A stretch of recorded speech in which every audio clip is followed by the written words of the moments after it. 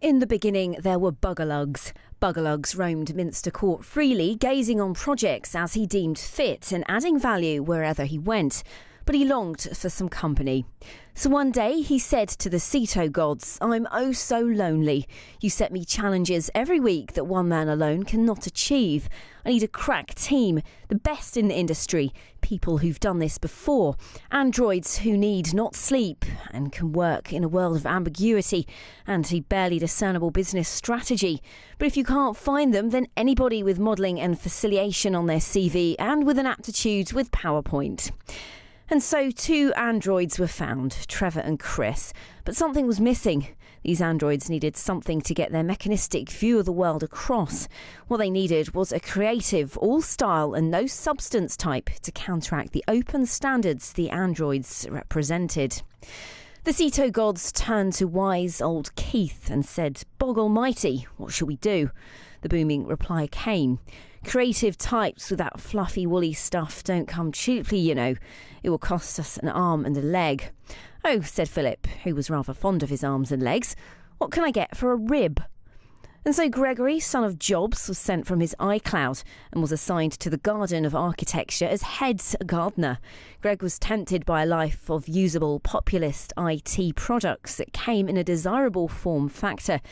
He ate the forbidden fruit, he chose an apple, and installed on it was good. The team welcomed a colonial brethren who spoke with a forked tongue, well, a strong accent, and also used an apple. His face would appear disembodied at meetings via his iPad, and the team would wonder at the parables he told of the Wild West frontier, working with consultants who bravely evaluated 4 and 20 software packages using a spreadsheet, so complicated it would confuse actuaries, and so he came to be known as Bo the Selector. Somewhere along the line, the information security manager, Swiss Khan, also became part of the team, and the ageing DJ Dr. Fox was given a dotted line into it too. Soon the Ceto gods asked Greg some tough questions. What are you going to do to make sure this team of architects are doing what it says on the tin? Greg explained he had a governance framework to make sure the architecture is adhered to. Basically, it involved turning a crank, which rotates a gear, that pushes a lever until it snaps back, hitting a swinging boot. The boot kicks over a bucket, sending a marble down a zigzag incline through a hole into a bathtub onto one end of a seesaw, launching a diver into a tub on the same base as a pole supporting a mouse cage.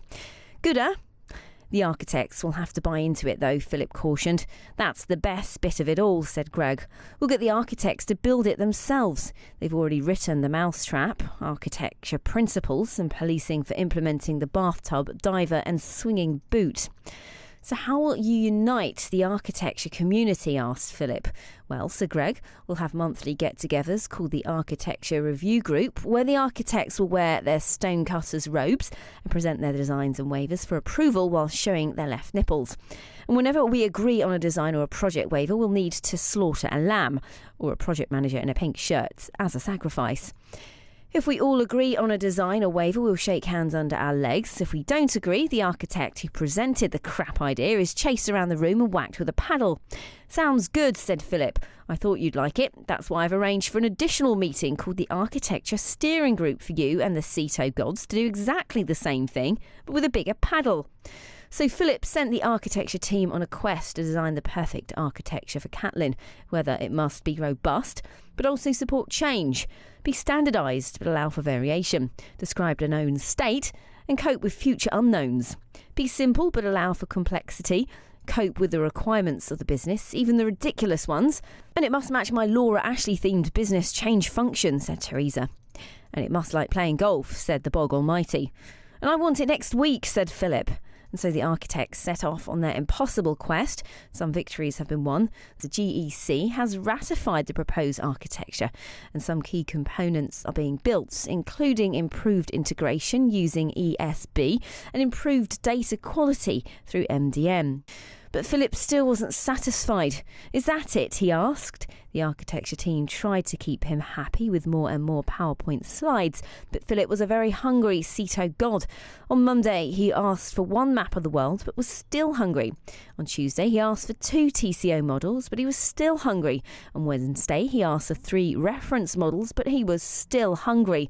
On the Thursday, he asked for 4 slide packs to send to the GEC tomorrow, but he was still hungry.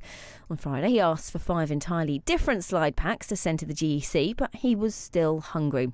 On Saturday, he asked for 1 instance strategy, 1 deployment strategy, 1 business architecture, 1 organisation map, and 1 A3 picture that summarises it all. That night, he had a migraine.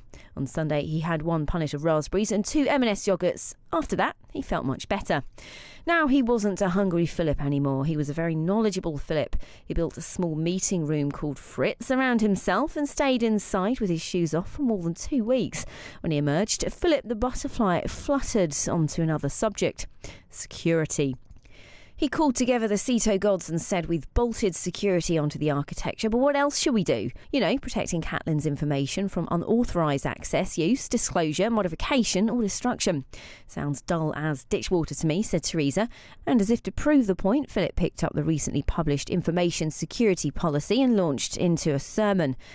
It's about protecting Catlin's information assets. Information security uses controls to stop hackers that are attempting to steal sensitive information. Blah, blah, blah.